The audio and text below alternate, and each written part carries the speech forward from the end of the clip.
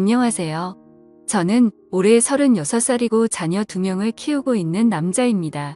처음 제 아내를 만나게 된 건 제가 29살 때입니다. 재수를 하는 바람에 늦게 대학교를 졸업을 했고 저는 생애 첫 회사를 다니고 있었습니다. 그때 당시 아내는 회사에서 비품과 영수증 관리를 도맡아 하던 계약직 사원이었죠. 그런데 어느 날부터인가 아내는 저에게 자꾸만 마실 거를 건네주는가 하며 퇴근하면 자신이 맛있는 걸 사주겠다고 말을 걸었었죠. 하지만 그때 당시 저는 만나고 있는 여자친구가 있어서 정중하게 거절을 했죠. 그렇게 시간은 빠르게 지나가던 어느 날이었습니다. 여자친구의 생일이 하루 앞으로 다가왔고 저는 몰래 이벤트를 준비하려고 여자친구의 원룸 자취방으로 찾아갔습니다. 그날은 여자친구가 친구들과 생일 파티를 하고 들어온다고 했기에 아무런 생각도 없이 비밀번호를 누르고 들어갔는데 여자친구는 어떤 남자와 단둘이서 바람을 피우고 있더군요. 저는 평소에 자존심이 너무 센 성격이었기에 그냥 별말 없이 준비했던 선물을 집 안으로 집어던지고는 뒤돌아서서 나와버렸습니다. 뒤에서 여자친구의 목소리가 들렸지만 저는 돌아보지 않았습니다. 정말 서로 좋아했고 충격적인 그 상황에 힘들지 않았다면 거짓말이겠죠. 하지만 도저히 용서를 할 수 없었기에 모든 연락을 피하고 저 혼자서 그 상처를 묵묵히 견뎌내고 있었습니다.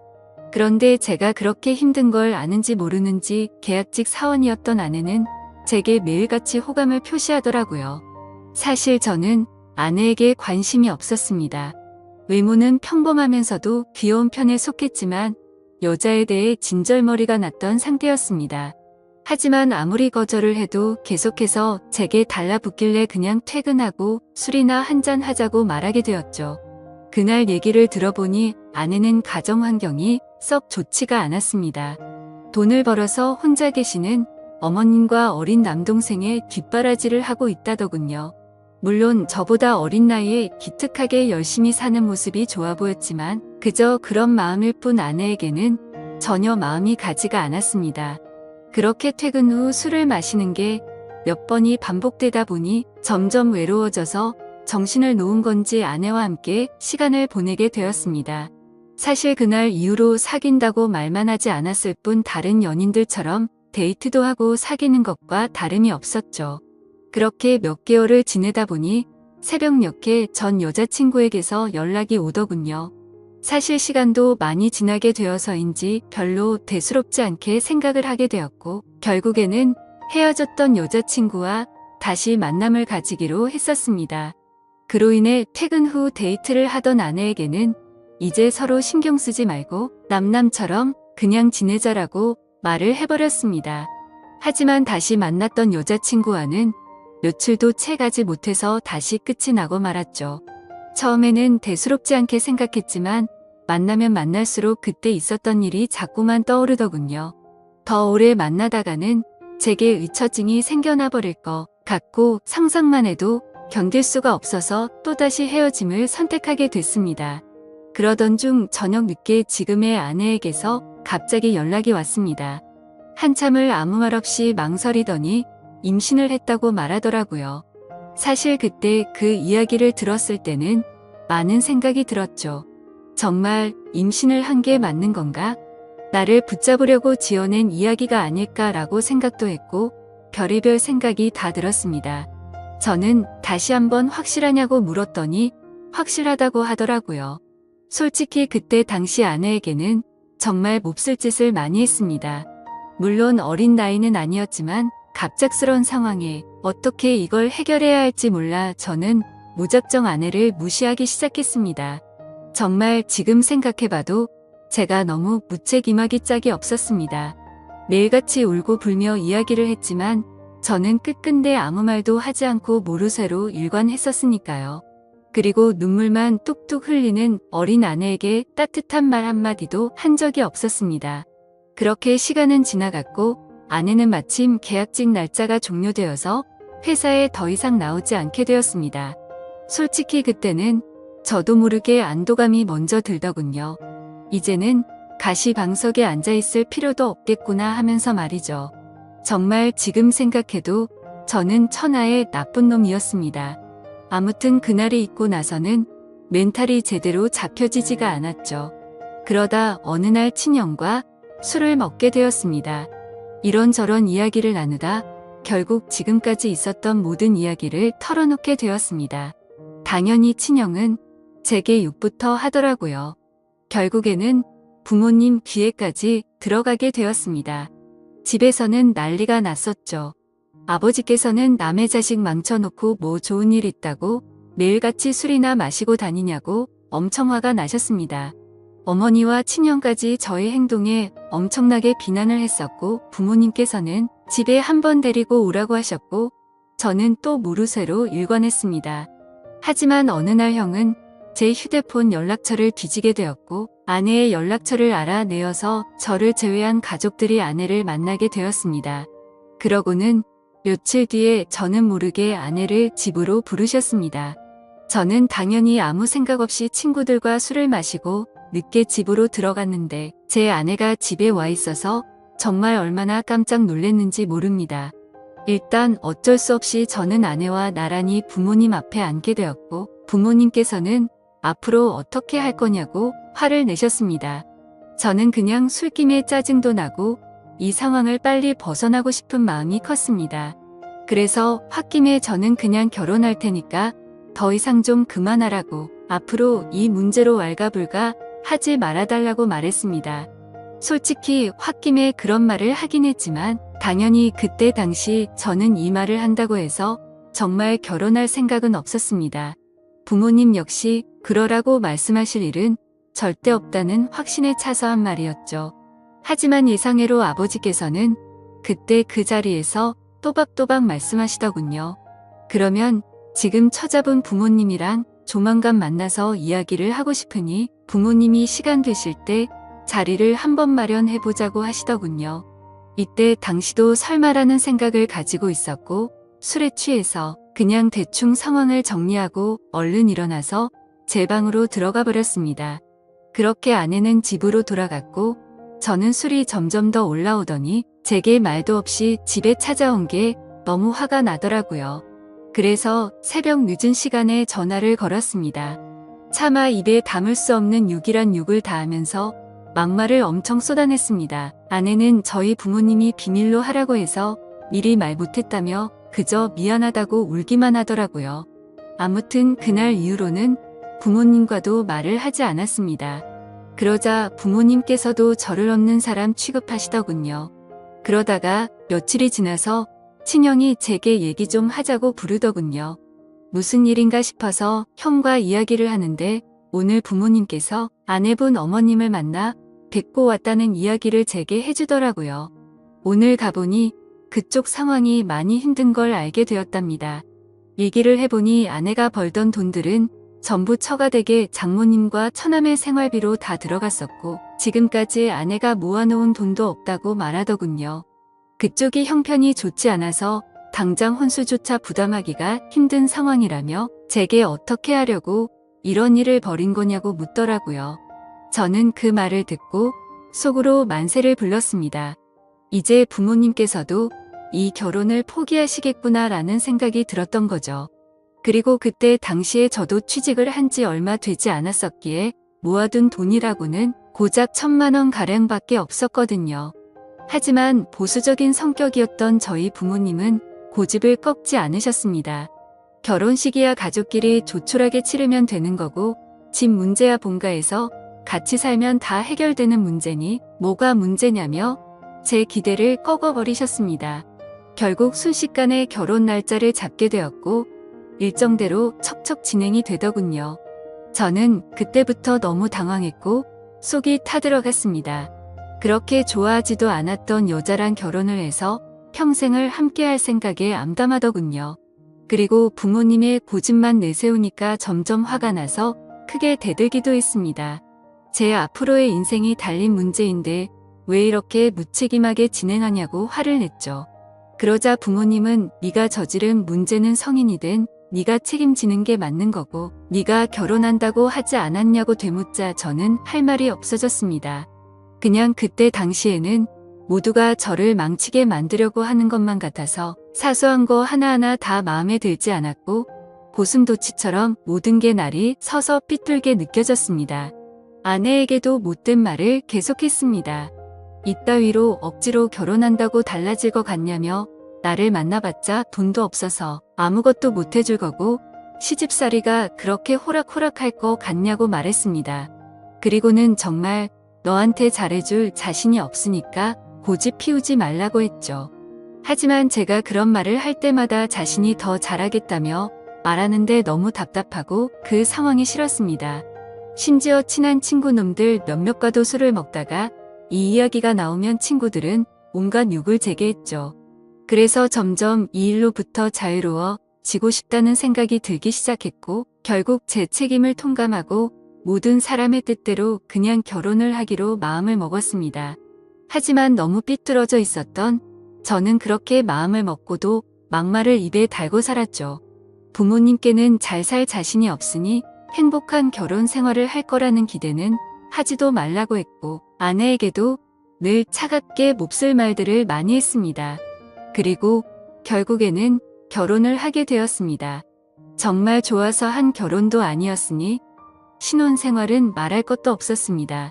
신혼여행은 해외여행은 커녕 국내에 있는 흔한 여행지로 갔습니다. 심지어 그곳에 가서도 아내는 내팽겨쳐두고 혼자서 이곳 저곳 돌아다녔고 거의 말도 하지 않았습니다. 그리고 나서 일상생활을 하면서도 퇴근하고 집에 들어오면 게임을 하거나 TV를 보면서 지낼 뿐 아내와는 일상적인 대화는 나누지도 않았습니다. 그리고 주말이나 노는 날에는 저는 항상 밖에서 친구들과 놀고 술을 먹다가 들어오고는 했죠. 평범한 부부들은 아내가 아기를 가졌을 때 극진히 대접받는다고 하지만 저희 부부는 그렇지 못했기에 제 아내는 그런 대접은 전혀 받지 못했습니다. 오히려 제 눈치를 보느라 뭘 먹고 싶다라는 이야기조차 단 한 번도 한 적이 없었죠. 그렇게 아내는 제게 불평이나 불만을 전혀 말하지 않았습니다. 그냥 묵묵히 혼자서 어머니와 집안일을 했죠. 하지만 저도 사람인지라 마음이 안 좋을 때도 있었지만 자존심이 쓸데없이 너무 강한 나머지 그러게 내 말 듣지라는 생각으로 그냥 그러려니 하고 넘어갔습니다. 그러다 어느 날 새벽에 예정보다 진통이 일찍 와서 정신없이 산부인과로 향했습니다. 그런데 남들과 달리 하루가 꼬박 넘어가게도 출산이 되지 않아서 슬슬 걱정이 되었지만 결국에는 고생 끝에 어렵게 출산을 하게 되었습니다. 출산 후 지쳐 누워있는 아내를 보고 있는데 저도 모르게 갑자기 울컥해서 눈물이 나더군요. 힘없이 늘어져 있는 모습에 뭔가 모를 마음이 들었죠. 하지만 쓸데없는 자존심에 그 눈물조차 보이기 싫어서 그냥 문 밖으로 나가버렸습니다. 그날 장모님과 처남이 아내의 손을 꼭 잡고 있을 때도 저는 아내의 손을 잡기조차 겁이 나더라고요. 제가 무슨 자격이 있어서 그 손을 잡을 수 있을지.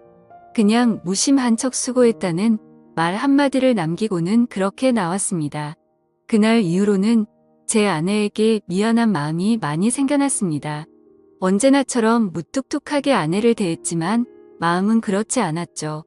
예전과 달리 미안한 마음이 생겨났었고 그동안 미안했다는 말 한마디를 하고 싶었습니다. 그렇지만 왠지 모를 쓸데없는 생각에 아무런 말도 하지 못했던 거죠. 그러다 어느 날 제 어머니께서 간이 좋지 않으셔서 계속 정기검진을 받고 계셨는데 결국에는 이게 점점 상황이 악화되었습니다. 병원에 입원하셨을 때 친형과 어머니 그리고 아내가 번갈아 가면서 병실을 지켰습니다. 전 휴일에만 병실을 지켰고요. 자녀를 낳아서 키우고 계신 분들은 아마 아실 겁니다. 새벽이고 낮이고 아이가 잠도 안 들고 울고 할 때마다 아내는 잠이 들지 못했습니다. 그렇다고 제가 애를 봐주고 하지도 않았으니까요.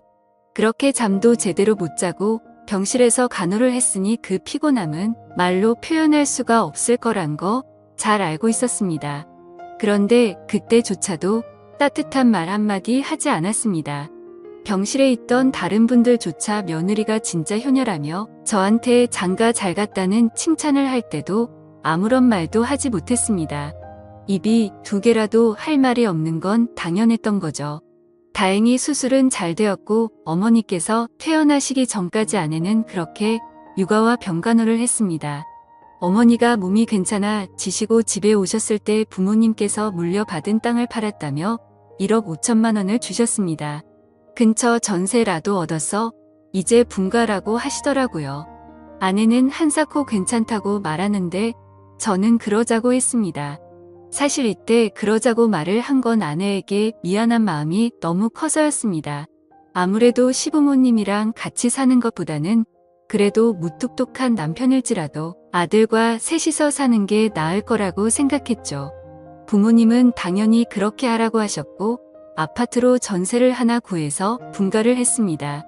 거의 말도 안 하고 했지만 간간히 아이도 같이 봐주고 이사하고 처음으로 레스토랑을 갔는데 맛있다고 웃으며 말하는 아내를 보면서 이때부터 정말 마음이 울컥해서 눈물이 날 뻔했죠. 그래서 그날 이후로 저는 변하겠다고 다짐을 했습니다. 연애도 저와 제대로 해보지도 못하고 아이를 가졌을 때도 대접 한번 제대로 해주지 못했던 생각이 났습니다. 그리고 시집살이와 시부모 병간호까지 해왔는데 이제 와서 돌이켜 생각해보니 그 흔한 레스토랑 한 번을 같이 와보지를 못했더라고요. 미안하고 너무 미안했습니다. 비록 무뚝뚝하게 말하고는 했지만 이때부터는 그래도 나름대로 다정하게 대했습니다. 그러다가 장모님께서도 평생 겪고 계신 질환으로 많이 아프시기도 했고 처남도 중학생이라서 아내는 간간히 처가에 들려서 집안일을 돕고 집에 들어오고는 했습니다. 나중에 알게 된 사실이지만 장모님께서는 류마티스 관절염을 손가락 마디마디에 걸리셨습니다. 이게 집안일을 하거나 할 때 끔찍할 정도로 아프다고 하더라고요. 하루는 그런 아내가 너무 안쓰러웠고 장모님과 처남까지 마음에 많이 걸렸습니다. 그래서 저는 아내에게 말했습니다. 그냥 장모님이랑 처남 다 같이 여기서 지내자고 말했죠. 진심으로 한 말이었습니다. 그랬더니 아내가 이러더군요. 미안해요. 앞으로는 자주 안 갈게요. 미안해요. 저렇게 말을 하더라고요. 아내의 저 말 뜻이 어떤 걸 의미하는지 다들 아실 거예요.